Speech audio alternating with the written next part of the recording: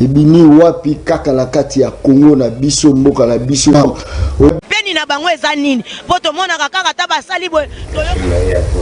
Voilà, mokolela mo na bino balandi émission le peuple parle les émissions na bino bana Congo kaka national baka mboka o ba respectaka population na bango te aka mboka ya kokufa chaîne à télévision o ba respectaka ba téléspectateurs na bango te aka chaîne à télévision moko yaiki qui voilà pourquoi Canal Mercure Télévision dispose de la bino émission le peuple parle tant le baka RDC riche toko sarate bandegolanga je crois Christian Béa des professionnels au mona mbisi o e utiko bima ebini wapi kaka la kati ya Congo na biso mboka la biso ezanga bateau de pêche je crois que eza osala mwa pasi wala boza komona ezali mutute ezali instrumenté eza mbisi o ebimi wana eza baleine te o boza komona wana bandeko nanga botala monene ya mbisi ya bongo na kati ya mboka o me bato baza kolela nzala bato bazolela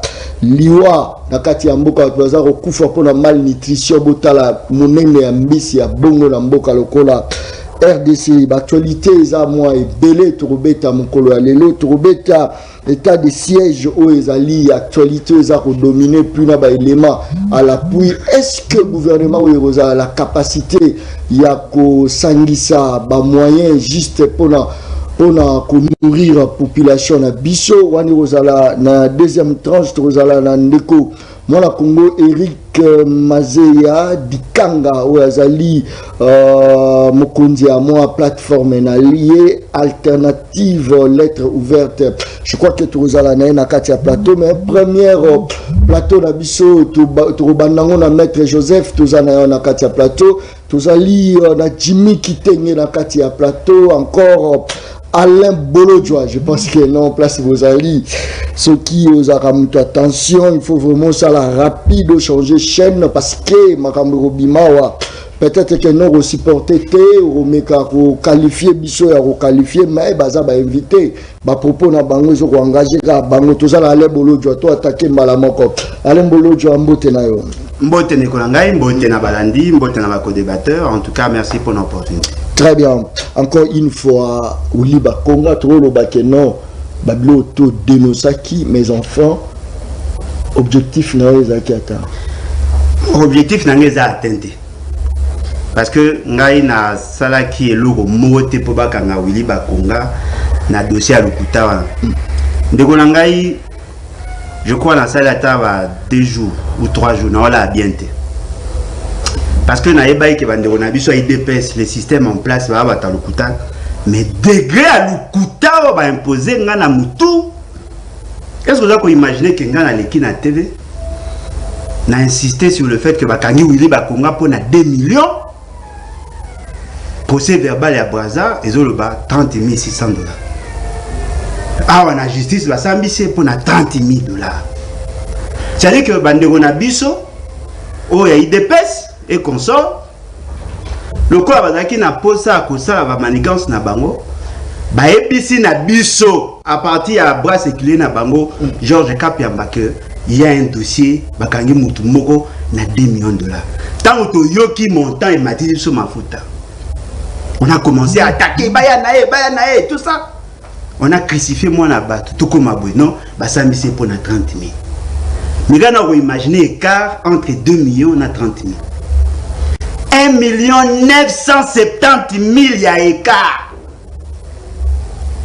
Et puis bah tout oh non dans la négo tout musicien moko ya renommé alors bi non aïbi mbonge il faut batika bakanga ekaka. Cela veut dire quoi? Bah ça la corrélation entre le dossier principal qui a gratuité na dossier à 30 000.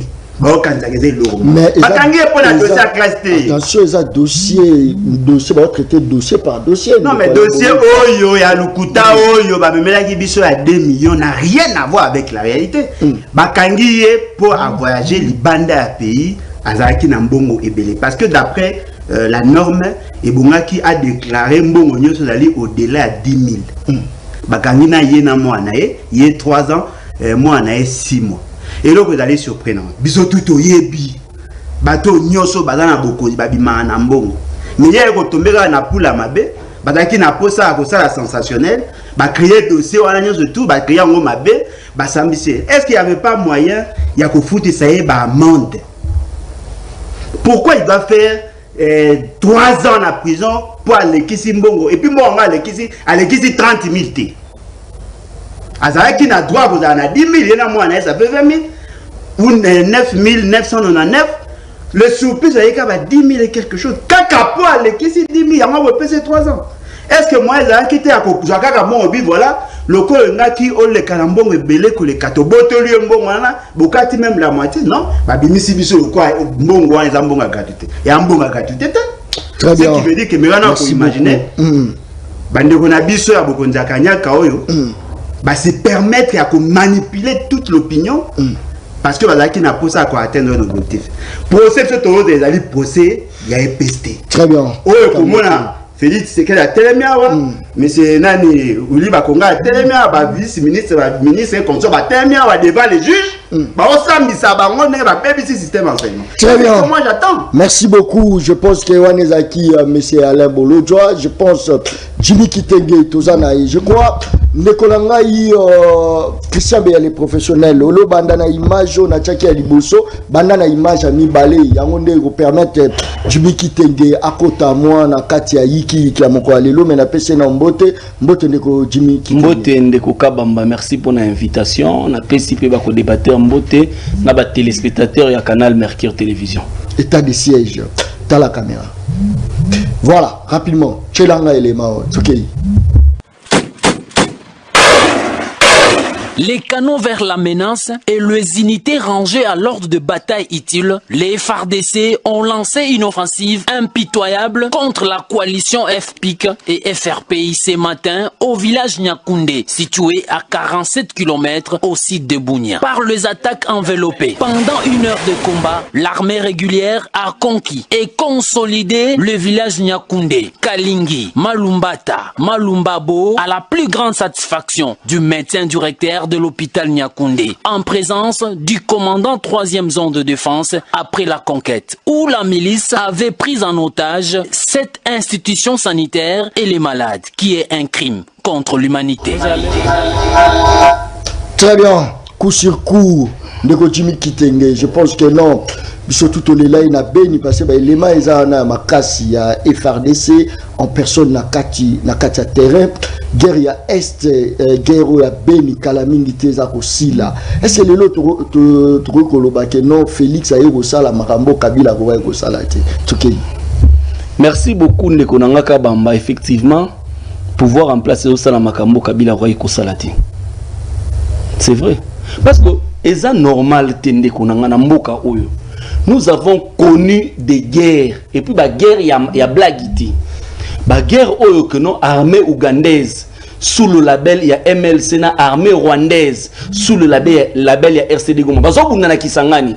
Tu connaîtras épisode de Mutebusi Nankunda avec le général Nabiolo. Tu connaîtras CNDP na M23 bakangi Goma na période ya général Mayala na général Nani Baouma. Mais jamais ba décréter état de siège. Jamais. Kabila a kosala ngote ozana raison. Jamais Kabila a décrété état de siège. Est-ce que tu comprendre d'abord le concept état de siège? Ndeko IDPS botika kosala stage professionnel au sommet de l'état. Zela na silisa. Ndeko nanga. Na minute oyo. Est-ce que nos amis ici basi ba évaluer conséquences sur le plan économique il y a état d'urgence sanitaire au basalaki? Non, bah évaluer en hôtel. Je vais vous donner les faits. Na minute hôtel Invest, aux na RTNC et Kanga. Depuis ba Kanga na confirmé ti lelo bazonga te, ba kongole bando sala kuna musana ba kufa. Vous comprenez? Pour nini parce que il n'était plus à mesure ya refuta loyer na RTNC. Wana conséquence ya nini? Ya état d'urgence sanitaire. Ba boîte de nuit ba tenancier ba boîte de nuit. Ba misusu ebele ba Kanga. Mais Bamboka misusu to ba décréter état d'urgence sanitaire ba soutenir économie na bango na ba moyen. Bino bo décréter kaka pendant que no bo sala fête na Gombe. Lelo état de siège. État de siège ezanini. On veut d'abord premièrement imposer une administration militaire. Est-ce que ça m'a bien? Ndeko nangai. Oyebi Goma. Ville ya Goma eleki ville ya Matadi na Kitoko. Ville ya Goma et les villes il y a Mujimai, il y a Mujimai na Kitoko. Ville à Goma, c'est construit bien que guerre est à la Nord Kivu, mais déjà bien construite. Ville wana. Pourtant, opérateur économique, bien que difficulté à lui, mais ça là quand même ville wana confiance, province a confiance, bazoya ko investir. Vous comprenez? Mais si ko bino boche état de siège, quel est cet investisseur sérieux? À quoi investir les sous-sous. Vous tenez compte na ba hôtel et c'est belé tout à la Kivu. Activité ni ba ça passe ba l'administration militaire, la justice militaire, ni ce militaire qui viendra investir. Au niveau il y a stage professionnel, il y a IBP sur sommet de l'État. Au niveau en Cameroun. C'est que binonio c'est ça kama. Nous avons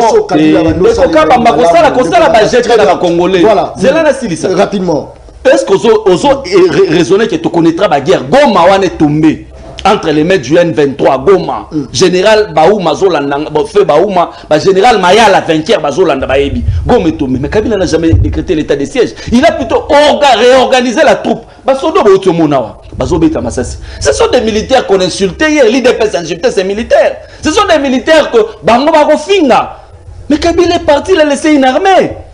Il a laissé une armée, la meilleure armée d'Afrique, pour décréter état de siège pour restreindre la liberté à la presse. Presse que vous allez en Nord qui vont nous sous-souter parce que tu es en état de siège. Oui, bien, bah, image, dans les réseaux sociaux, il y a des Congolais qui sont koufa. Pourquoi? Parce que toi, un état de siège. En fait, restreindre la liberté des populations en Nord Kivu, c'est mettre la population du Nord Kivu dans une prison à ciel ouvert. Parce qu'on a état de siège, même manifester les sous-soutis. C'est ça, en fait, le concept état de siège. Voilà, ça c'est très bien. Je pense que M. Banda, Johanesa Neko, Tibi Kitenge, déjà. Voilà. Je pense que Christian Béa, les professionnels, Rosunganga le plus vite que possible. Premier élément, ce que nous allons mettre Joseph Mbotenayo. Mbote John, merci pour Nambela. Tango isobeng sagabiso to sala kaman supporter to potana ba congolais to solo là parce qu'il fallait établir la vérité. Il fallait pas koti kabatu ba induire peuple na biso na libungi. Nalina placer mon pamba kobanga ti ozobanga placer ozaba ngonga so voilà Christian Béa le professeur tozo tende coup sur coup awa moto ya moto azate aux émissions le peuple parle population za pour sa vérité tokei tchelanga première image tokei habiter ici je vais vivre avec vous. Et je voudrais entendre au quotidien vos problèmes. Et nous allons les résoudre ensemble. Venir habiter ici. Très bien. Je pense que non. Waneza Maloubeza nini baba nini ba monter image to ba salini neza kusiku.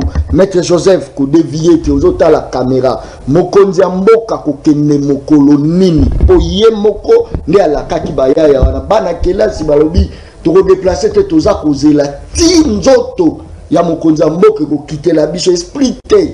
Au bataillon te ye moko alobaki yango na koya ko vivre na binoa. Bon, mais il s'est passé dans le monde. Moko kaka makambo ndeko nanga bolo ya chikolo bawa. Makambo sorti à nani Willy Bakonga. Il fallait tout différencier makambo. Lorsque tu as vivre dans la société, les anao les latinistes disent ibius societas ibius. Cela veut dire il n'existe pas de vie sociale sans règles juridiques. Ça doit être noté. L'air Willy Bakonga a bimi avec somme au-delà de 10 000. C'est fait pour lesquels il est condamné. Il faut qu'on différencie dossier à EPST pour lesquels va condamner Willy Bakonga. Il ne fallait pas intoxiquer les gens inutilement. Tant que Bakobeng sa Willy Bakonga na oital EPST, bisous sokoye bake ba détourner montagne à motango boni. Là ça doit être noté. Il ne fallait pas dramatiser les choses. Nekonabiso kitenge article wa makambo ya apprentissage à la tête de l'État. Ok, je crois que lorsque Azolo Babongo stage à la tête, soit au sommet à l'État Nabiso et Sengele Toyeba, yo mutozana expérience. Vous pouvez dire aux Congolais pourquoi bah dénombrer 1300 entreprises exonérées abusivement. oyo ça été Congo a kobungisa 5 milliards l'an pendant 18 ans. Ba Congolais banso ba kola biso na minute yo bazwa ba calculatrice na bango basal 5 milliards fa 18 mois, fa 18 ans et ko sala mbongo boni. Azokoma. Oyo ba bungisa pendant période na bango. To koti na secteur ya mabongo, o to kobenga ba port. Ba kuti autant de mabongo illégaux. Oyo bana ko futa eloko ata moko te. Webi na ni décret bango batika mboka ata soki zo bazwi mboka wana po gérer ngo. Il fallait solo ba technicien ba kobenga état délié. Dossier ya Est a outi koloba makambo état d'urgence. Je voudrais avant d'acheter makambo tuni à chef de l'état. Oyebi état d'urgence wana soubassement na yango c'est l'article 85 de la constitution. Et puis eza na suite c'est article 144 et 145.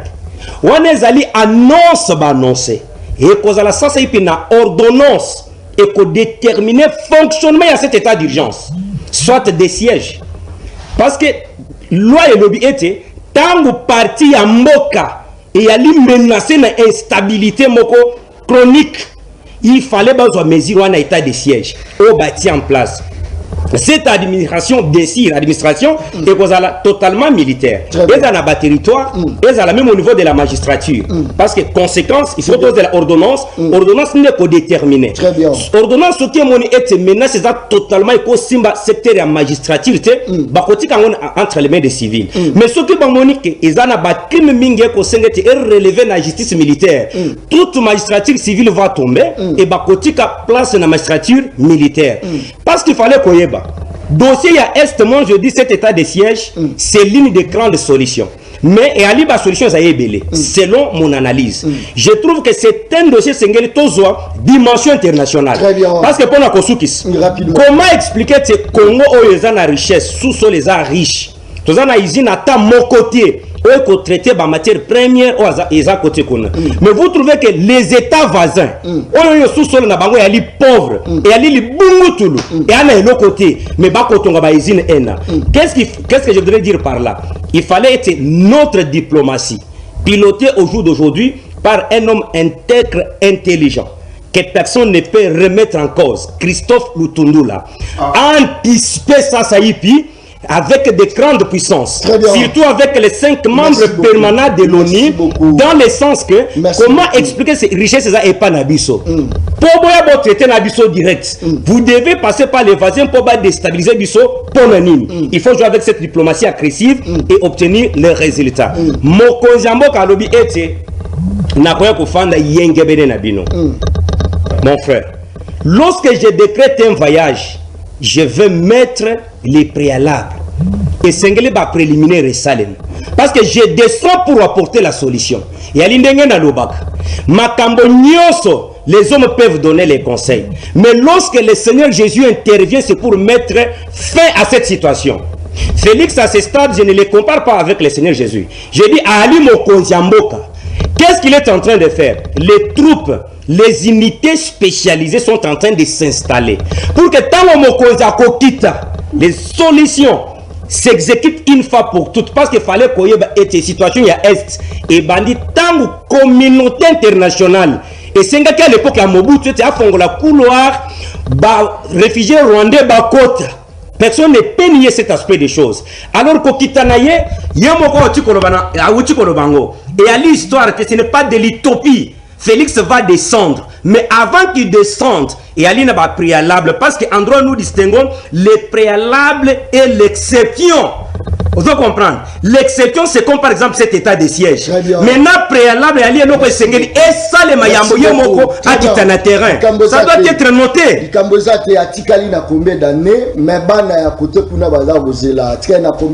Année à Félix a deux mandats, il ne fallait pas qu'on s'inquiéter. Non, c'est la population congolaise. Je te dis ceci. Comment on a un état de lieu, Félix a géré. Vous-même, vous allez vous rendre compte que et sengeli kopesa muto temps ali muto akozongisa engunduka na nzela na ye. Très bien. Allez Bolodjoa. Est-ce que le lopo guerre ya Est et Sila ezaro senga opération o ezaro sala masiko état de siège yangonde kozala vraiment que est baroko m'appelle lokola moi mon quel lokola Kinshasa attaque kulune za ko déranger biso mwandam allez on a fait une direct. Vous voulez avoir des solutions à problème à Congo, quelle que soit la nature, poussez M. Félix Tshisekedi à la démission. Comment ça? Je vous dis, parce que on comprendre était le plus grand problème, le plus grand obstacle aujourd'hui.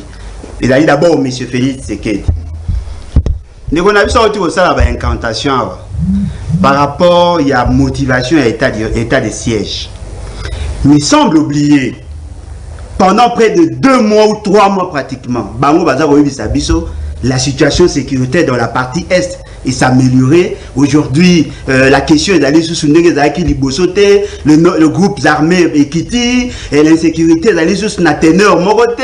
Nous sommes en train de maîtriser la situation, mais l'état de siège est état moko exceptionnel. Comment ça? Par rapport à des dossiers c'est-à-dire que pour que vous décrétez état de siège, il faut que la situation soit non maîtrisable par les civils. C'est en ces moments-là, on crée une administration spéciale.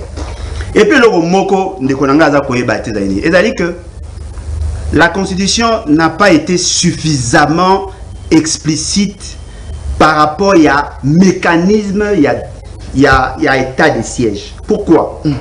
Et ça, c'est là. Non, mais attendez.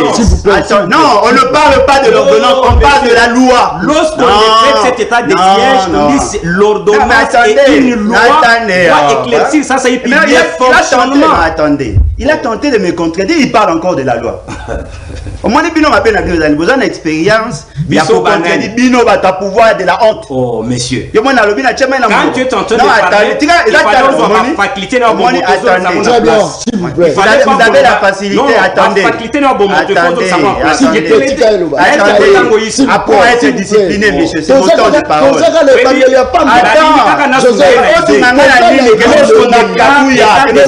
Il y a une ordonnance. Il y a une loi pour éclaircir le fonctionnement. Il y a cet état de siège. Ridicule. Ridicule. Tu n'as pas la capacité nécessaire pour analyser les faits. Arrête ça. Arrête ça. Ridicule. Ridicule. Ridicule. Aujourd'hui, tu veux défendre les qui a dénoncé. Voilà, ridicule. S'il vous plaît, mon cher, sincèrement, je suis désolé. Par moment, quand nous passons à la télévision, il faut un peu de retenue. Tu as la facilité à c'est ridicule. Pour le respect à tes enfants, tais-toi, Yoka Moninga. À vous critiquer. Ridicule. J'ai dit. Ridicule, ce n'est pas ton temps de parole. Après, va dire ça à ton président. Dis à ton président de parti. Va dire à ton président de parti. Retourne tes facultés en place. Yango moni bango nyonso te la faute à Kabila. Bonga botika ça va dire. Et loko est allé vrai. Monsieur. Et loko est allé vrai. Mais c'est quoi? Vous voulez faire du théâtre ou quoi? Avec un monsieur à qui tu ne peux pas tout dire et je te laisse passer.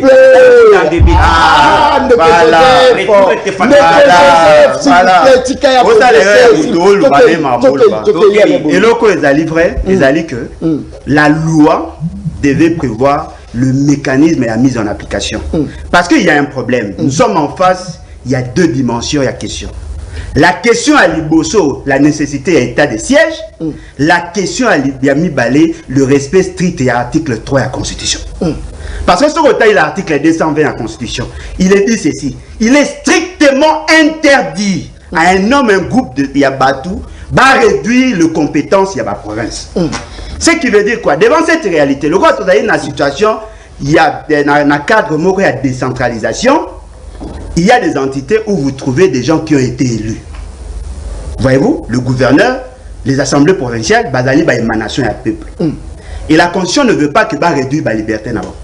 Ce qui veut dire que lorsque vous décrétez l'état de siège, il faut tenir compte de cette dimension au risque de créer confrontation, beaucoup risquer de heurter la sensibilité de la constitution par rapport à la compétence de la province. Mais je fais ce qu'elle veut décréter l'état de siège. On va réduire les libertés. Bakopekisa ba journaliste ba ça misala. C'est le réseau bangi. Non, tika, ne konanga tika, bakopekisa ba ça misala. Et donc ce que ça. Ba regroupement ya bato kopekisa. Mobilité ya bato bako réduire. Le droit politique bako réduire. Mais quelles sont les garanties qu'il n'y aura pas de déviation par rapport à bateau et à la routière? C'est ça notre problème. Vous voulez donner la responsabilité aux militaires. Quelles sont les garanties? Parce que la population n'a contrôle citoyen à la ligne justement pour jouer le contrepoids à pouvoir. Mais dans le cas état de siège, la population n'aura plus le pouvoir. Il y a qu'à faire pression sur les institutions et ceux qui seront là ne vont dépendre que de la personne au vu ordonnance décrétant l'état de siège. Ce qui veut dire que M. Félix Tshisekedi aura un pouvoir totalitaire dans cet espace-là. Bien que Bassala m'a bien ça va pouvoir en violation à volonté à peuple, mais son inquiétude est d'aller fonder. Est-ce que la solution est la seule et d'aller qu'à état de siège? Parce que vous avez que tu allais en face de la guerre moko asymétrique. C'est-à-dire que nous sommes en face, il y a terrorisme. Monsieur Félix Tshisekedi vous a dit ceci, la France devant le maître de pensée Nabango. Il a dit ceci, avec que nous sommes en face d'une situation où les alliés qui sont islamistes et vous sentez? Très bien. Et devant cette réalité, non, attendez, n'a pas la proposition T. La proposition c'est la constitution. S'ils n'ont pas la capacité de comprendre la constitution, va consulter, va consulter. Et donc les alliés, que ces gens ici, ils ont la vie dans un plateau, leurs mensonges et leurs insuffisances.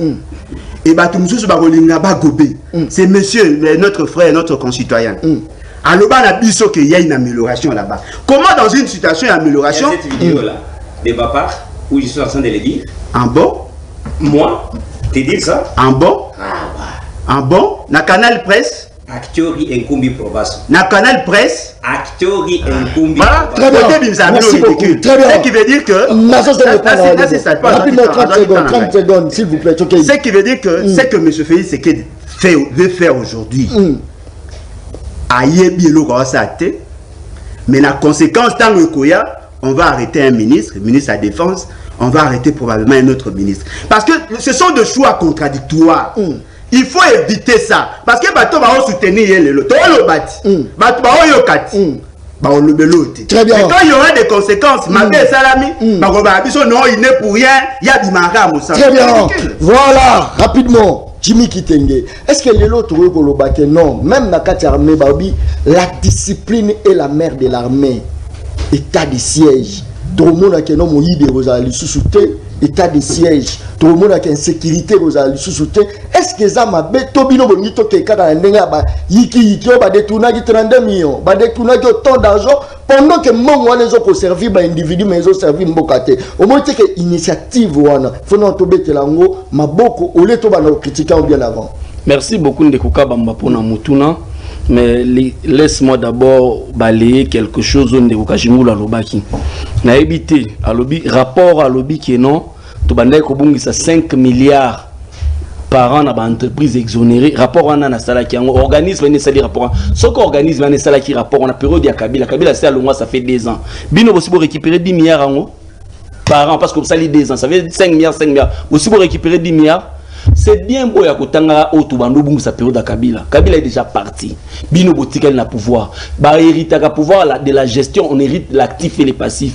Actif la bino. Au Kabila tika 1,5 milliard. Tant bolia yango boloba na population teke to liaki au Kabila tika la biso. Kabila ne se plaint pas. Il a trouvé un pays au 5 milliards. Il a trouvé un pays là nyongwa 14 milliards. Akuta mboke kabwana mboke za etenia katikati. Akuta vanto benga to benga goma. Au chat téléphone benga goma. Faut ta code ya Rwanda. Balkanisation zalaki effectif. Alela mutute. Atia état de siège te. Mais makanisina maele atie abandi malembe. Tia zomsa mboka mobimba. To bela état de siège. Ndeko nanga.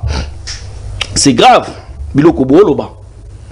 c'est réduire la population aux autres état, il y a prison à ciel ouvert. Ça veut dire que vous êtes dans une prison, dans un environnement où vous amenez une armée étrangère.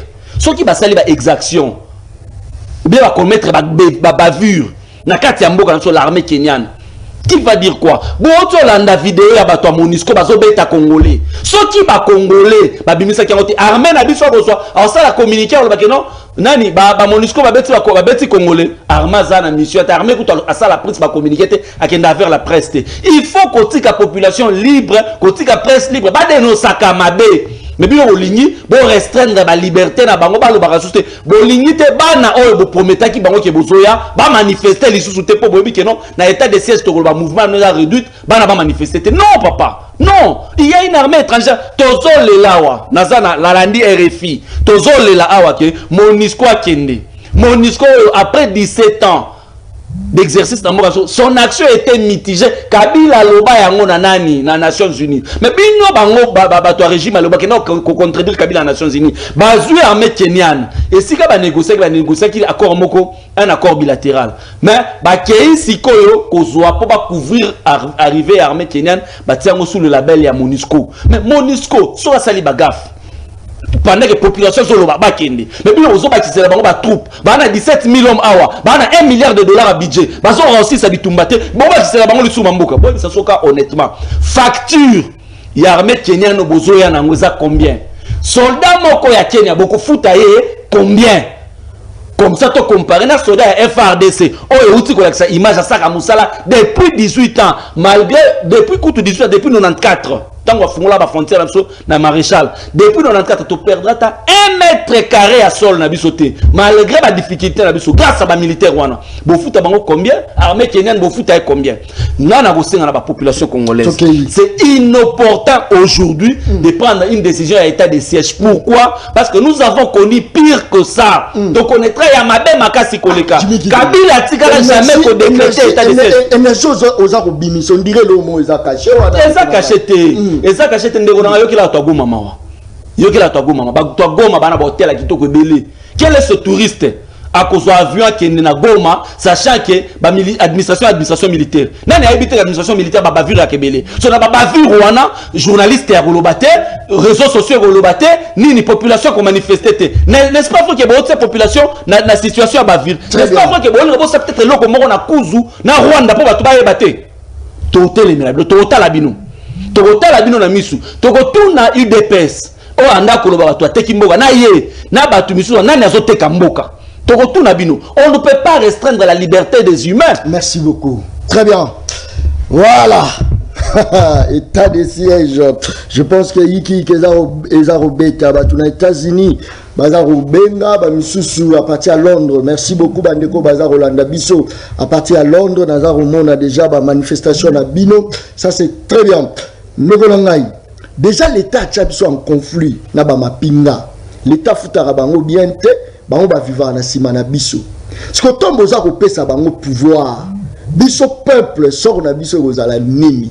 Ndeko Joseph malobonga muna. John merci. Oyebi tant on trouve le dossier est il fallait pas trop complaiser. Ba pénaliste ba ko loba boy. Electa una via non dato turpitidem. Cela veut dire lorsque aujourd'hui va pénal pour trouver une solution, vous ne pouvez pas retourner prendre la voie civile. Yango bako kende musika ba lobby, le pénal tient les civils en état. C'est là Eline Kolobanine. Au jour d'aujourd'hui, Congolais n'y sont na kuya mokili place à kofanda. Pour ça na ekime kota na nini na est. Ndekonanga bolo jatu koloba l'article 220 il y a constitution. Si les libertés. Moi j'ai appris les libertés publiques avec professeur Ndioli. Moutinho se singla retenir ceci. Tant bako décréter état de siège, il est vrai que certaines libertés il y a ba individu et cause la restreinte. Pona nini pote bako lingete ba mettre souka na dossier moko ko tungi soit population. Mais dans cela et c'est que aussi ma été ali na mobeko oyo ko accompagner mesure oyo. Lorsque la loi est votée, que dit les doctrinaires, la loi est votée d'une manière générale et impersonnelle. Cette loi va servir seulement cet état de siège à bien fonctionner dans le sens que population ya est a retrouvé tranquillité naïe. Quitte à nous de savoir, nous tous à la tête ya mboka lelo, est-il dictateur ou démocrate? Sorti décision ya boya état de siège et zoamina ba dictateur net ba yo batako kamamboka et ko lengi sabiso ko bangi sabiso. Mais si c'est pris par un démocrate, l'OECOIA, plus l'ordonnance qui doit éclairer le fonctionnement.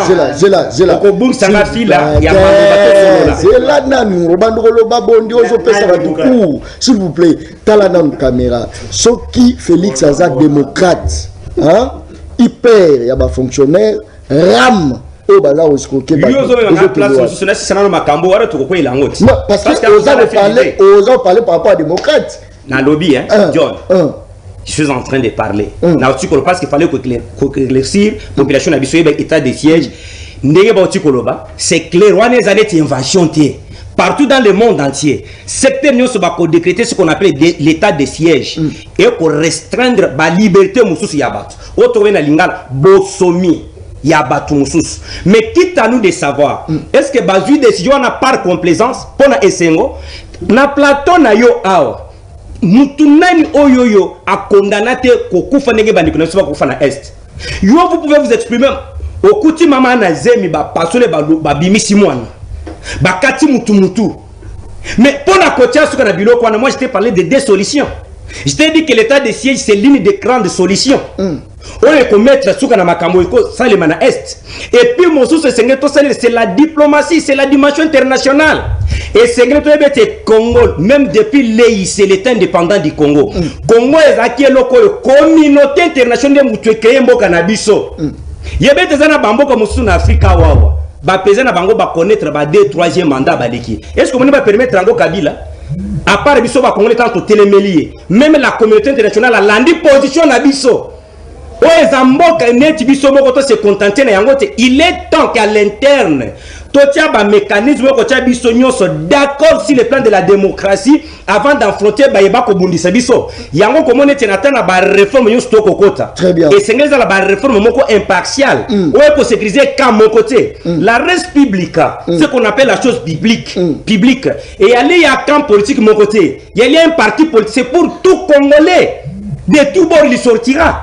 L'essentiel pour nous aujourd'hui, pour les chefs de l'État, et Ali Kotia Soukana Makambo Salimana Est, tant soit fait, ce qui a causé l'angoisse à 70%, parce que moi je ne suis pas sûr que Yemoko Félix a causé Sango totalement. Dis-moi que le Seigneur lui donne cette grâce-là. Merci beaucoup. Mais dans le sens qu'il y a la continuité. Merci. Nous, Kozong et le Félix Naebonga vont continuer sur les mêmes lancers. La chance que nous avions, chance aux Anangolelo. Il y a dit que Moutouako succédait le sous Félix, à cause de la Moutouako Zanaye, n'a doute sur son originalité. Si sa personnalité était, c'est l'avantage autre que Nambo. C'est la même.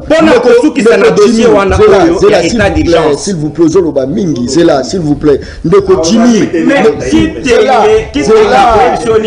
Si ce n'est que nous insulter, s'il vous plaît.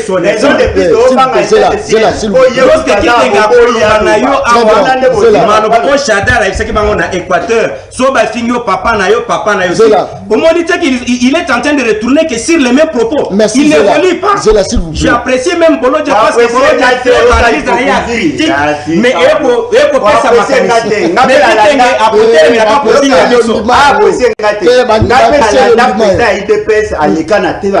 Kangela mwa mobana na boya neligote. Bakanga ndemo na chadali. Bakanga Kabila. Écoute ma camarade. Yo landa ngote. Écoute ma camarade. Azalaki non sasai. Yo wana batongi lwangete. Wana batongi lwangete. C'est là s'il vous plaît. Joseph. Joseph s'il vous plaît. Jimmy Aoutikoloba. Il n'est pas trop bon, à quelque sorte. Tozan a tenté, Yaoloba n'a passé à Kabila. Mais faut que le plus, Makambo bino boza bosala lelo. Jimmy a lobi boy. Bandini ke bango ba pumboli mbongo, bango pe ba bomaka. Mais bino tong boye, bino bosalini. Qu'est-ce qu'il y a l'État? Kango ba pumboli nyonso. Bino tong boye, bo produire combien? La personne 30 secondes à pamba. Na minute solo banayo. Na minute solo banayo. Mbongo ba information za possession na ngai. DGI a triplé ses recettes. En chiffre Nazana micro, je vous dis. Non, Kabamba. Mais laissez-moi m'exprimer. Je suis des Congolais. Je ne parle pas avec Bolodja, sois calme. Je ne cite pas la source. Je ne cite pas la source. Mais Kabamba, on attendait un gouvernement responsable. Mission Stokobika na société. Les lots place nous Congolais à Zali. A dit que NATO n'a biso déjà la différence à 500 francs Koyoka. NATO n'a biso. Les lots moi j'ai changé de $10, j'ai changé à net 19 500. Toko Kende. Non. non. Très bien. La DGI a triplé ma recette naïe. Source On doit comprendre. Je ne cite pas la source. Mais c'est que moi je sais, ça sera exécuté tout de suite. Merci beaucoup. Quand on a fait ça, on a coupé cette source. Combien de niveau il y a DGDA? Voilà. DGDA. Très bien. Cher ami, merci beaucoup. J'ai les montants où DGI a produit 555 milliards de francs congolais, soit 225 millions de dollars le mois. Nazan a papier. Les mois dont il parle, ça a été triplé. Je ne dis pas la source, je ne peux pas. Je vais me trahir. Très bien, merci beaucoup. Très bien. Alain Bolodjoa, mais tu n'as pas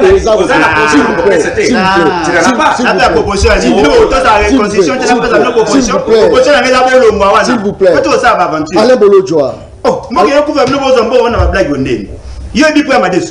Oh, messieurs. Non, mais attendez. Il n'a même pas cette bassesse. Non, mais c'est qui est ça qui n'a pas de biloko mati.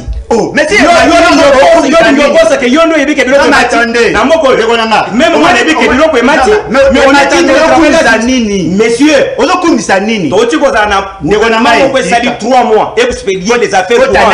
Messieurs, c'est séparé na bateau yo bateau FCC. Faute ya nani? Incompétence notoire. Bino, yo na compétence. Ba ba du chance ba bimi bino ko za. Yo na compétence. Na domaine ni. Attendez. Compétence na domaine. A-t-il déjà géré quelle structure où il y a les éléments? Moi je n'ai jamais vendu les pizzas moi. Na teka pizza. Oh, messieurs, renseigner l'attaquage. Ce sont des problèmes parlementaires. Des cas pizza na mutu yo messieurs. S'il vous plaît. Non, mais c'est pas sérieux. Pourquoi ça tire bino beaucoup misaka, boza bolingo koleka bato ba criticaka. Plateau et ça plateau. Je suis impartial. Je ne fais pas passer ces propos-là. Même si ça vient de toi. S'il vous plaît. Moi, je ne soutiens pas les mal. Ton côté, ce qu'on a quand proposition. Mon frère, proposition exacte, mais ce fait, c'est qu'il ne mérite pas d'être président. C'est simple. Comment ça? Attendez. Apparemment, c'est comme chose qui est au-delà. Non, qui est au-delà. Attendez. Je vous donne l'information, peut-être, bien. Allez lire l'article 213 de la Constitution, article 214. Est-il permis à un président de la République de signer des accords bi- ou multilatéraux sans passer par le Conseil des ministres? Il a pris des engagements avec le Kenya. Il s'est permis à cause de sa armée étrangère chez nous. Le gouvernement n'est pas responsable, le président de la République n'est pas responsable devant le Parlement. Ce qui veut dire que vous avez violé intentionnellement l'article 213. Au-delà de ça, vous prenez votre décision. Parce que quand il y a état de siège comme état d'urgence, il y a une phase. Phase à Liboso, vous prenez une ordonnance déclarant, là vous consultez, et puis deuxièmement, vos ordonnances et portant mesures d'application, il y a état de siège. Ça va passer impérativement par la Cour constitutionnelle. Parce que vous allez restreindre les libertés individuelles. Mais la nécessité de la loi, est-ce que vous y êtes dit? Lorsque M. Félix Sekedi avait décrété l'état d'urgence, on vous avait dit que la procédure n'était pas respectée. On ne nous avait pas cru. Il y a même des gens qui ont proposé à ce que ça la loi avant que vous comme en ce moment ici on allait avoir un sous-bâtiment. Vous décrétez l'état de siège, mais il n'y a pas de garantie. Nous avons opposé une question. Basoda sous-payé. Est-ce que vous imaginez? On n'a pas décrété l'état de siège, mais ce fait c'est qu'il s'est permis de faire arrêter Banamike à 8 ans à 9 ans. État de siège exact. Si on a décrété état de siège avec des militaires, pensez-vous vraiment que cette population sera en sécurité? Nous avons dit que les militaires n'ont pas de problème. Problème mini. Non, on a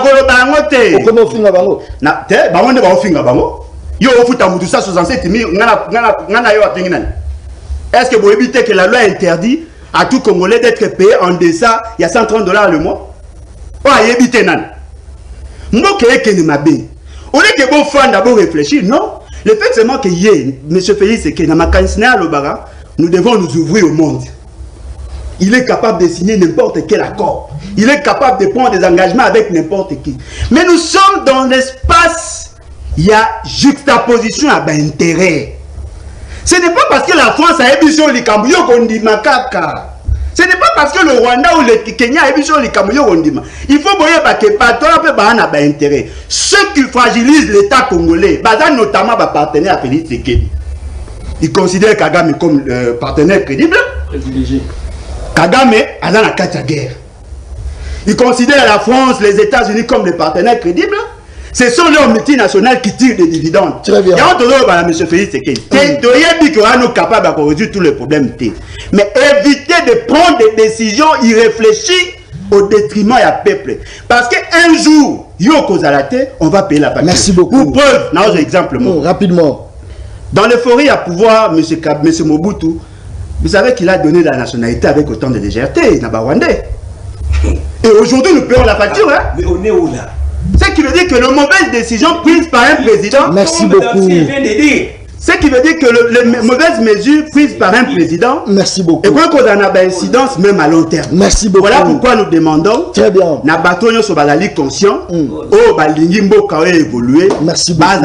Na courage. Très bien. Bonjour à M. Félix, c'est que tout le monde a une retraite anticipée. Rapidement. Toujours qu'est-ce que la proposition? Parce que petit à petit, toujours cité pour il faut la yamba. Moi, na Congo, Eric Mazeya, Oazali diaspora, poto mekapeka, kumeka obeta lisolo kati ya mboka Congo, Jimmy Kitenge, guerre est ezoko continuer kaka.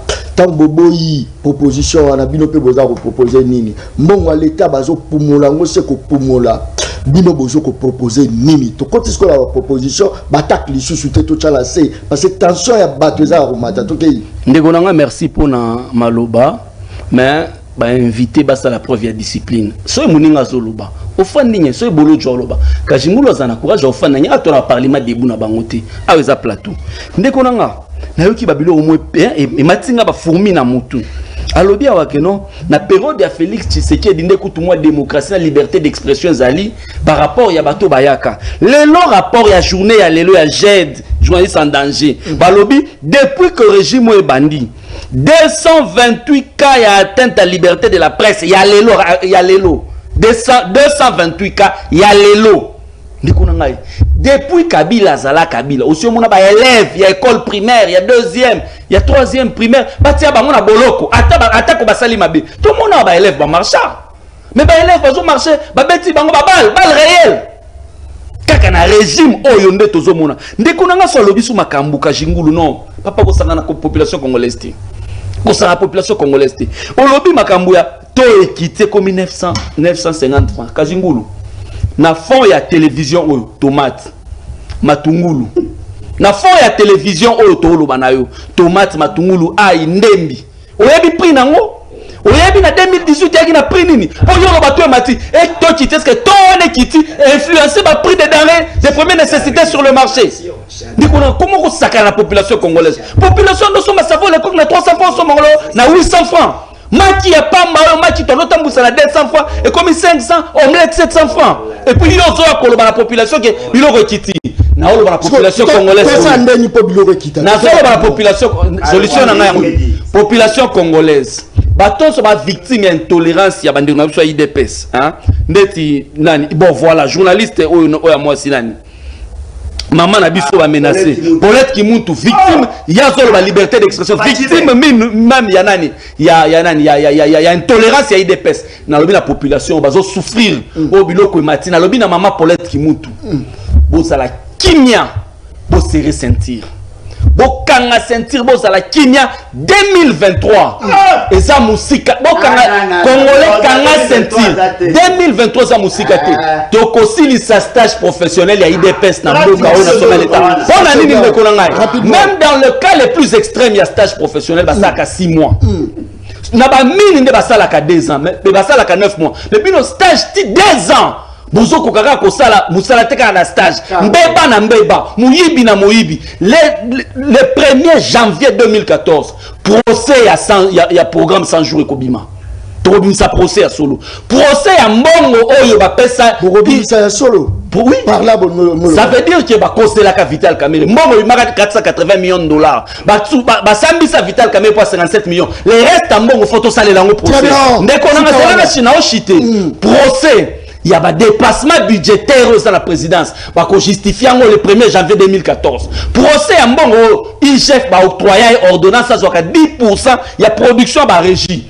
Utilisation bon, on a IGF. Zélabition en 2014, tant que stage professionnel à IDPS, les aussi là. 2024, tant que stage professionnel à IDPS, les aussi là, à tête à l'État. Merci beaucoup. Très bien. Ndekonangai. Nazo pesa yo eroza liloba la ya suka. Toyebite parce que ngande pe mokonza plateau. Naza oloba, eroza pe liloba no suka. Bato awa bande koloba Kabila bomimboka. Kabila. Ensemble na bino, Kabila nde bo repêcher Kabila. Le peuple a commencé à retour à Kabila. Au Kabila o. Ça c'est fait. Ah, masoni obeta. C'est Kabila. Non, bakende. Kabila non, toi, on peut penser sur cancer, Tony. Ndegonangai. Ndegonangai. Na mabele bakosakati. Na mabele soloni nguba. Ubuka masangu to ubuka nguba. IDPS alona qui école buissonnière. Yango so buka stage professionnel. Kabila alona qui Félix yango to omona to vivre dictature. Bon on ngata. Ndeko masoni obeta. Kana baje yingo ko matiso beli. C'est Kabila. Ah on ngate. Félix non, Skonan. Non, boni. Skonan. Non mais on doit chercher les Congolais plus sérieux que ça. Comment ça? Est-ce que bolo yebelo bolo? Bon ça peut. On boni comment kokanisa Kabila parce que Kabila tekaki masango na 850. Yango bangonde ba mabe ba comme ça Kabila mutu malam. Kabila bozo ngata. Yo za pour ça de continuer sur le blocage. On doit avoir des gens qui sont plus sérieux que ceux que nous vivons. Très bien. Ndeko Joseph, toza osuke pas là rapidement proposition ni no sala rapidement passer monsieur comme na suka. Kabambo ebi avant na suki na koloba boy. Appel na oyamba deuxième nini. Na koloba boy. Na zo doké ba mo beta ba mo ba. Non, ko pesi biso ata limite appel parce que ba ko le to na lobby boy. Non, monsieur. Awa ozana bâtiment ya SNCC au bofuta ka mongo te fanda kimia. Omoni esengeto retirer une chose. Bango mibale sur certains propos na kola na bango na kanivote mais na ko opposer bango principe ya actori enkumbi probaso la preuve incombe à celui qui a les faits na ba congolais na ba kozio so ba kolanda biso balandi ba propos na bango aki qui se sentira lésé akoluka preuve pa na bango ngana tikali koloba na plateau oyote. Permettez, non, Azonuka a utilisé justice na bango contre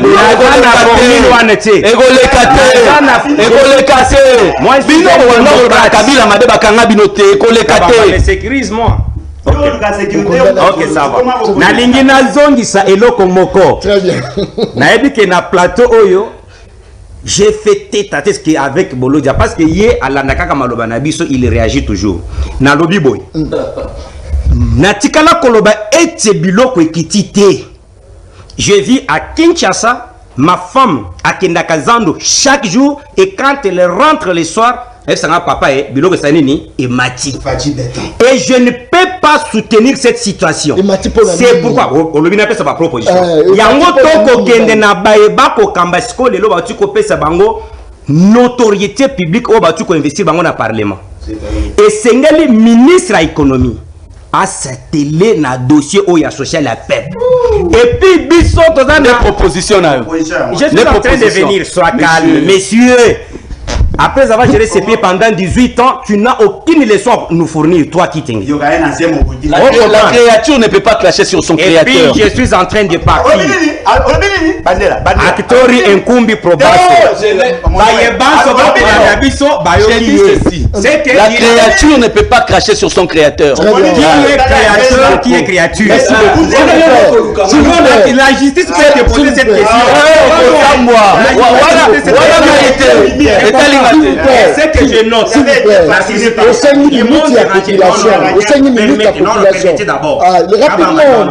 Non, je ne peux pas passer les bêtises comme ça. Je ne pense pas que quelqu'un qui est venu ici dans ces pays où peut devenir aujourd'hui créateur de qui que ce soit parmi les Congolais. Ça doit être noté.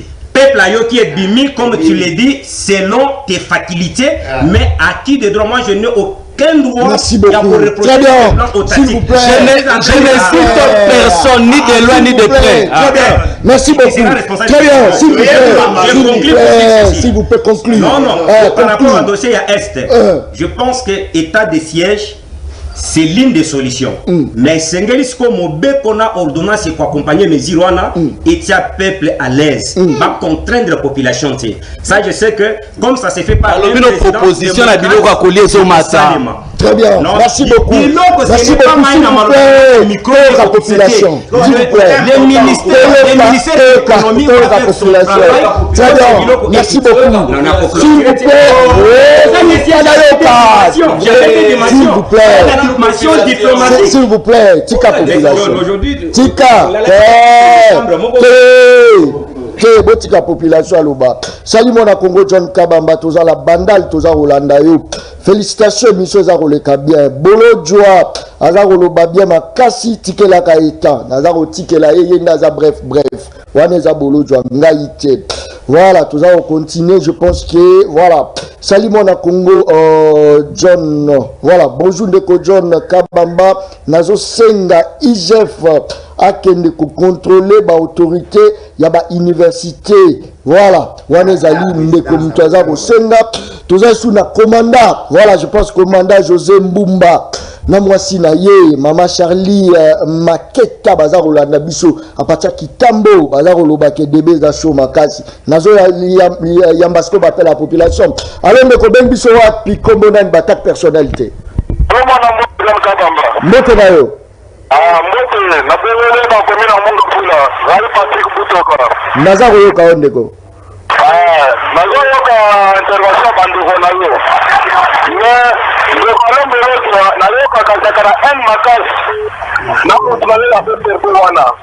Kawana mwana kakundire kazibaka na mungu. Kazame kuna bantu mungu bawaki na mungu. Kama basekete tatu seji po bandeko wana bahwanda kuna baka na kalme. Kone nini mahuku suwa bangu. Kama bangu basolo bakere tatu seji sakabu. Donc bangu maniki nyeka na mboka te.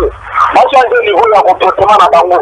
Nidalo kona mutoko mwana azawana alaside alobyo mwanze sili kase, je suis kase, je suis pas ça. Mais ma kamba zobi mkhenakati ya mutuna leo kama kuna mwana mwa première. Très bien, batak personnalité s'il vous plaît. Allô Ndeko Ben Biso Komodani. Allô? Allô? Voilà, je pense saturation. Allô Ndeko Ben Biso Komodani. Allô? Allô, John Kabamba, grand journaliste. Bonjour. Motena Nazo Kayo. Ingénieur Gauthier depuis Mongafula. Kitoko. Point de vue Nayo. En tout cas, nazo senga ndeko oya UDPS. Atika koya na ba intimidation na plateau, na ba phrase na ye wana ya latin. Ça ne sert pas et ça ne va pas faire avancer le pays. Alors, eloko na lingina tuna UDPS depuis bazana pouvoir. Tala ndenge bazo matsa souffrance à peuple. Ba yeli biso soki maigodawa, omoni Swift dango ndenge kei. UDPS ba fait ezoboma économie ya butu ya mboka. IDFS basaleli biso état de siège oyo ezo bloqué la liberté de la population. IDFS ne nous a jamais aidés. Bayaki pona mabumu na bango. Donc ils ne sont pas venus pour le peuple, ils sont là pour leur propre ventre. Na yango nazo senga ba combattant o babandaki kobeta batu na poto. Est-ce que bazo mona makambo IDFS azo sa na mboko te? Très bien. Alors Ndeko Ben Biso Komodani. Allô? Allô Ndeko Ben Biso Komodani. Allô? Oui, allô? Ndeko Ben Biso wapi? Na bengi na Itena. Nazoka yo. Na lobi boye ndeko azoloba na plateau wana ya IDPS a se retirer maloba na ye. Puisque bavantiro bazolakisa biso tolembi bango tolembi. Donc même na makambo etoki ya. Allô Ndeko? Oui, na bengi bandaki à partir de Manteka. Nazoka yo. Oui, na lobi boye vraiment imisiza malamu. Mais là au monde na le boye pa ya mpona muto ya perti wana. Azuna na courage wana ya kubando leka ta. Et c'est vraiment ça que souffrance ya 18 ans. Ils ont vraiment dit, perdu. Ils sont tous là pour regretter Kabila. N'engana yebolo jowana pe basala kina Kabila baboma kamboka. A lobby que tout bazo ko sala nit ko regretter suite ya ba montée de prix. Mais au grand jamais ba ko regretter montée Kabila. Très bien. Allô Nego Ben Shop Modan. Allô? Allô? Allô? Oui, yamana lobby boye. Atika ko zala na ba courage ko lika pam pam na tu. Allô Nego Ben Shop Modan. Allô? Allô Nego. Allô? Allô Nazo Kayo. Navegna Barombo. Nazo Kayo, attaque personnalité. Navegna Barombo, Simon. Nazo Kayo. Oui, merci. Attaque personnalité. Mais Naina Lobaboy. Naina Lobaboy. Ozolo Bakate. Oui, bande quoi de pensionnat, pas de intimidation. Naoloba. Allô? Alors Neko Ben voilà, il faut balongola ti champa wala katika Congo faut balongo. Là où mususu au bazo met la mikolo ezanini shikata. Voilà, je pense que monsieur Sili pour la bino monsieur Sili, je pense que tout landa ba propos la population tout la monta qui ko tirer conclusion là Christian Béa les professionnels au rememanga côté à régie aux autres c'est là troisième image mon bon appel ça que pour la côte Sasiko Eric Mazé à Dikanga ou Azali diaspora Potomeka Kobeka boza toujours branché parce que mission eza mission les peuples pas donc personne va le battre attaque boa parti au pouvoir la boy une minute nous sommes le bien écoutez tête boy glissement toquez rapidement Christian Béa les professionnels toquez. Les canons vers la menace et les unités rangées à l'ordre de bataille utile, les FARDC ont lancé une offensive impitoyable contre la coalition FPIC et FRPI ce matin au village Nyakoundé, situé à 47 km au site de Bounia. Par les attaques enveloppées, pendant une heure de combat, l'armée régulière a conquis et consolidé le village Nyakoundé, Kalingi, Malumbata, Malumbabo, à la plus grande satisfaction du maintien du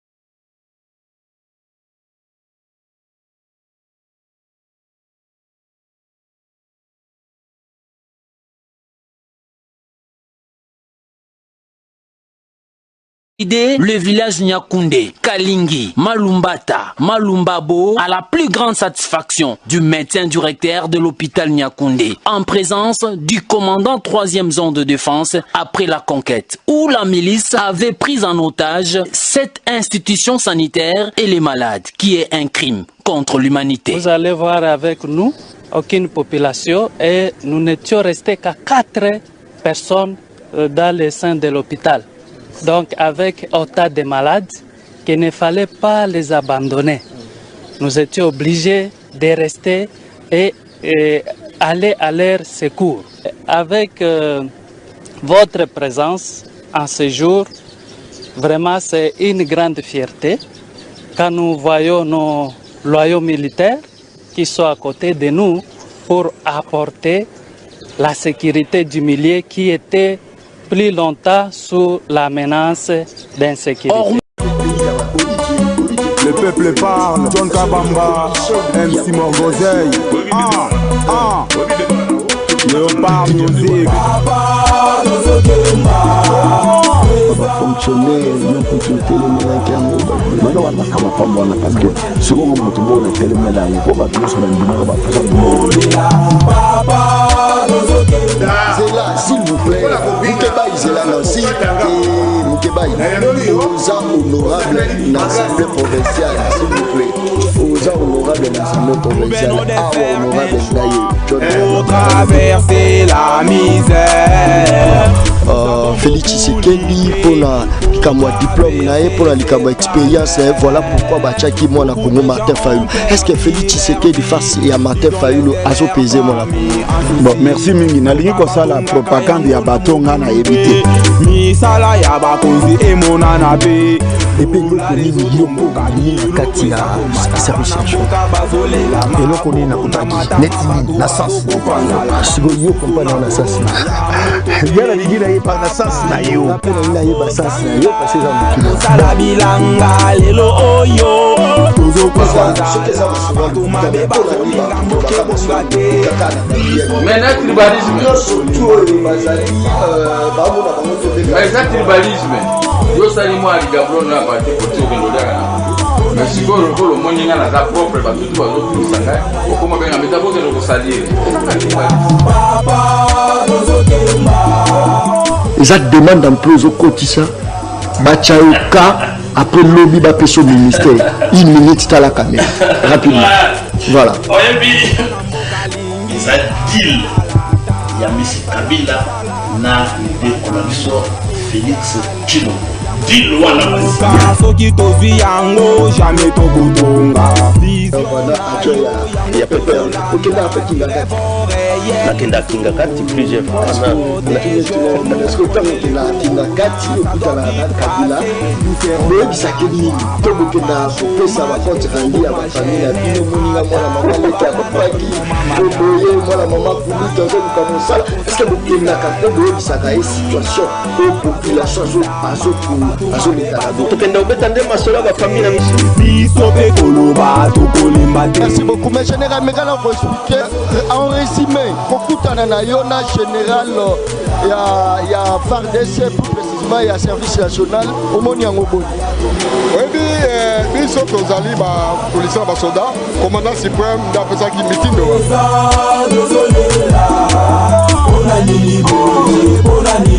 contre la coalition FPIC et FRPI ce matin au village Nyakoundé, situé à 47 km au site de Bunia. Par les attaques enveloppées. Je pense que non, Wadezali est dans la première partie, deuxième partie. Nabiso Tobaki Otobosolola, na monsieur Eric Mazeya Dikanga. Voilà, je pense que tout ça n'a na Katia Plateau, Bomoni Binomoko. Missi à mon nénoto la Kisiwana, je crois que Christian Béa les professionnels à Rosunganga le plus vite que possible. Bon, mon néné à Missi Wana, est-ce que RDC les lots, tout le la Rolia, na Katia RDC, tout ça l'armée, oh, bah, au Tindi Kango commune à 9e position. Est-ce que armée Wana, et vous produire biso ba rebelle, bah, de Konangaï, tout ça la mona Congo la plateau, mbote moi la Congo. Mbote Ndeko Kabamba.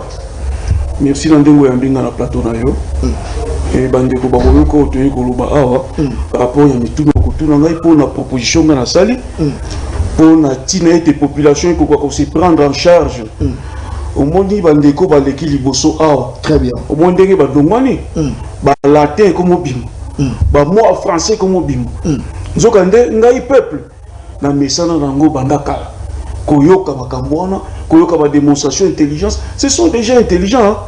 Mais tu peux développer un go les mituna ya kotuna ngai et là on y retenir la débat là-bas tout est rapidement balobi makambo toza ko vivre mais baza ko kota na bozindo ya population ke ngai na zana ngo posa omoni makambo ya Congo ebanda kala na lobaka yango banda avant indépendance tozu première nini république deuxième ti le auto commune ndeko Félix okomona tango nyoso tolelaka kaka makambo tolelaka nzoka nde tozaka na tendance ya koreketo elekakisimo ata lelo bandeko bafingi ndeko Félix bali ope bakomishe bali mais soki tokebi te tango mosusu mpe tango ya koleka tokolelaka kaka simo ata ba Félix kutu biloko ezaki bien makambo yaki bien mpona nini esalamaka bongo mpona nini po toza na bato bazali kobanza te problème est yali boye moto atangi kelasi ozwi diplôme toza na éminent professeur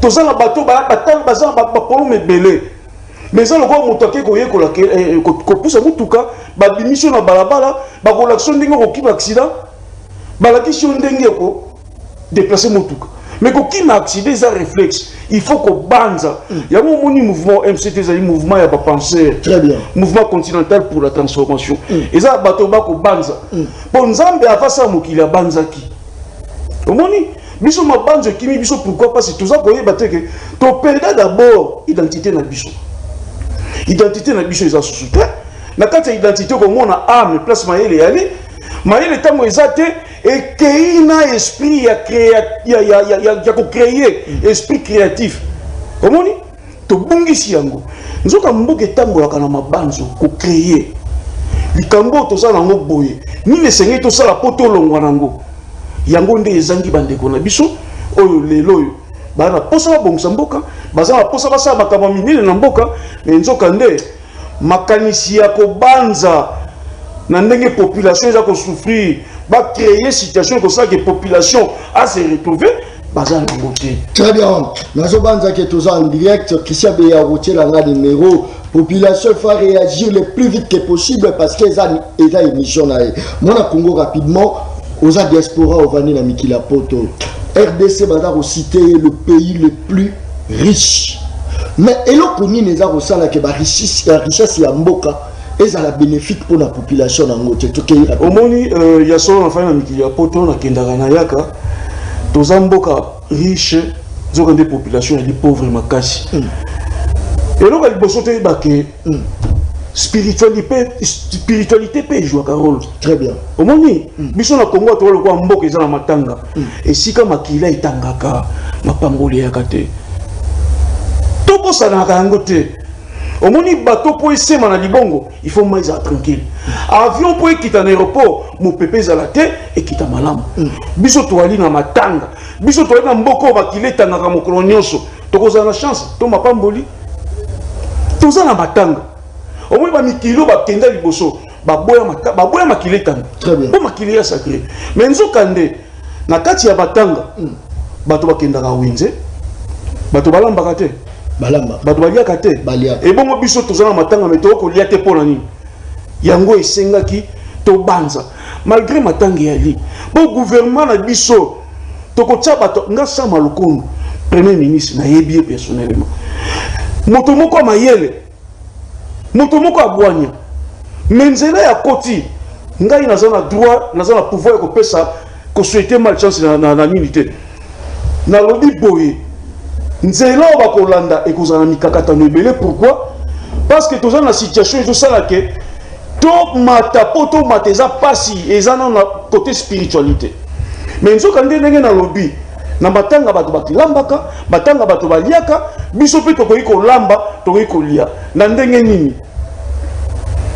to longola makanisite l'état azali lelo yo na makoki ya kolongola biso na pasi oyo toali nango to longola nano makanisi wana l'état azali na makoki mais l'état akokoka kolongola biso na pasi lelo te esengeli na biso moko to se prendre en charge moyen ya biso ko se prendre en charge yali pe ko sunga biso makasi to banda ko structurer organisation la biso to banda na commune eza ba localité parce que yo po ta na localité ngapi na ta na localité to bandi na localité to poni bato mi balé o to benga bango ba notable très bien to ke na quartier po localité de saka quartier po poni bato mi balé to benga bango ba député to longola to ke na niveau ya commune to zi bato mi balé to benga ba gouverneur to créer organisation ça na chaque commune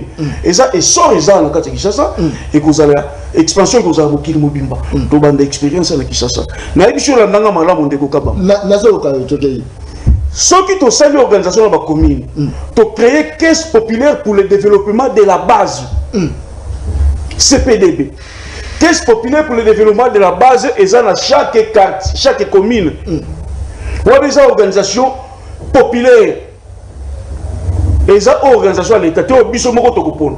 Na bi na poni yo chez mon candidat ya localité nanga, pona yebi yo, oza moto malamu. Ma polomi o mingi ça makato yebi batongote. Misu pe to bi makato voter bangote. Il a lingo ko critiquer bandeko ba bimité. Mais organisation populaire to ko ça eza to yebani. Maman likambo ezani. J'ai la langue. Olobi que non, il faut bato ba créer moi nini morobo cantine moto za ko cha mo ke za banana ba ko cha ezaka population za ko souffrir ndeko non toki na ko senga population na moko population on za pauvre na ko tia mbongo ndenge. Très bien. Caisse populaire pour le développement de la base de Rosala alimenter na nini to viser deux secteurs nan en attendant na ndenge ba penser parce que population za na mbongo ya ko tia wana te. L'État peut avoir un bon côté qui a sa biso pour moi ça un bon côté. Makaboyela ka biso na cité la ka maman Kingandi, maman Olive, maman Denise, tela biso. Mais ça soni ndenge obike eza mboka eza na kitebele. To ko so financement ndenge nini. Quand on a dit auto-consommation par exemple, hein? Proposition des citoyens pour que la population puisse se prendre en charge et s'ouvrir un nouvel avenir. Donc, Rosoa, Bisomoko, Tondimi, to s'autofinancer. Nous avons ciblé des secteurs d'entreprise. Donc, une entreprise brassicole, donc une entreprise, il y a télécommunication. Bama Sangango, il m'a takata mon dioso. Tu profites à l'année. Mais si quoi, biso ceux qui t'ont lobby par exemple, na commune na biso matete, commune na biso Ngalema, biso Tondimi na biso. La société est augmentée à hauteur il y a 10% à partir du prix initial il y a produit. C'est-à-dire, on met la Tansamba à 1000 francs, Nsamba a ton diminué commis 1100 francs. Société est 1000 francs, 100 francs et ont la caisse populaire pour le développement de la base. Oh, il y a commis un biseau. Après une échéance bien déterminée. Très bien. Est-ce que vous allez bien gérer parce que vous souffrez d'un problème, mon problème c'est plus problème, il y a gérance, il y a misolo. Rapidement. Yo po ya awa ozi motuka. Motuka ça accident. Okoyi po ça l'accident pe. Ozi kama na nzela. Oyo eza tozo banda yango gestion ekozala na ba commune à partir de bateau tokosala. Très bien. Merci. Je pense que non matière est à moi belé. Bande ko excuser biso moi ndambu si façon na bokola lobby. Tout ça qui a zonga parce que tout habité moi ndambu na problème ya mbula o eza ko déranger biso. Moi makasi ba message eza ko kota moi belé par rapport ya ndenge moi na Congo a développer biloko ya makasi mingi, mais je crois qu'intégralité na ezala bokola lobby na ça de toutes les façons que notre bandande na mokola lobby voilà, m'appelle les avocats moi belé. Merci beaucoup. Je crois que tu continues à penza solo mokola lobby. Merci beaucoup. Merci na bande bonheur surtout assistant Bisso. Merci na AG Jean-Pierre Moussese Dili Kondi. Merci na héritier Siala. Je crois mokola lobby Borolanda. Moi na Congo Aroya en forme, moi na Congo Eric Mazéa Rosala Poto meka ko décortiquer yango. Merci beaucoup ndeko ndema quand même invitation à la population. Merci na kobanza te lobby to parler yango à long et à large. Très bien. Merci beaucoup. Tokutani Mokolo Zoya service national avec le général major Kassongo Kabou Moussa Lezabo Salama. Merci et bye. Merci.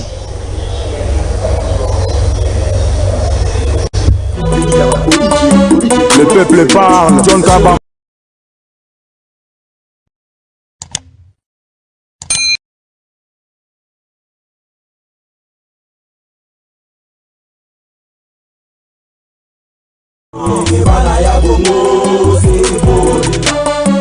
Le peuple parle, John Kabamba, MC Morgozeil,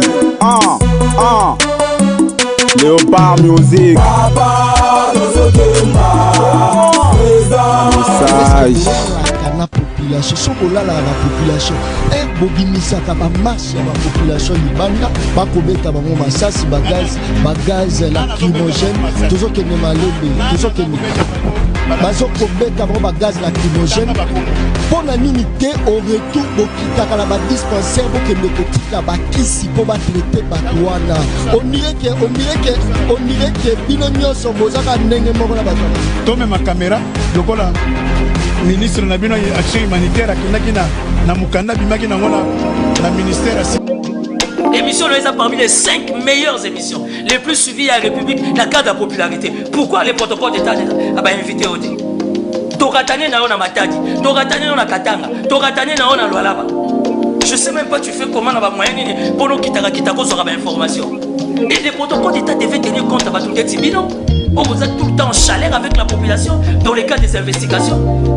Les messages allaient être concrets et clairs pour aider la posture du chef de l'État. Le chef d'État n'est pas Dieu. Mais quand il instruit les consultations, les protocoles d'État se choisissent à tout bali. La population a souffrir, biloko, na wendeza komata, douane mati, tracasserie, yiki ke koti ba soldat bazala, ration na bango te salaire ya un capitaine, eza 100 000 francs jusque là beaucoup lobate. Komi maramba balem de ko la radio na bakele. Au moins que pouvoir pesa la passe. Voilà. Na ko kotika yo te lo ba kamande wana santo éclairer peuple congolais. Na répéter awa. Na répété boy. Soki tozwi yango jamais tokotonga. Il y a peu peur. Nakenda kinga kati plusieurs fois.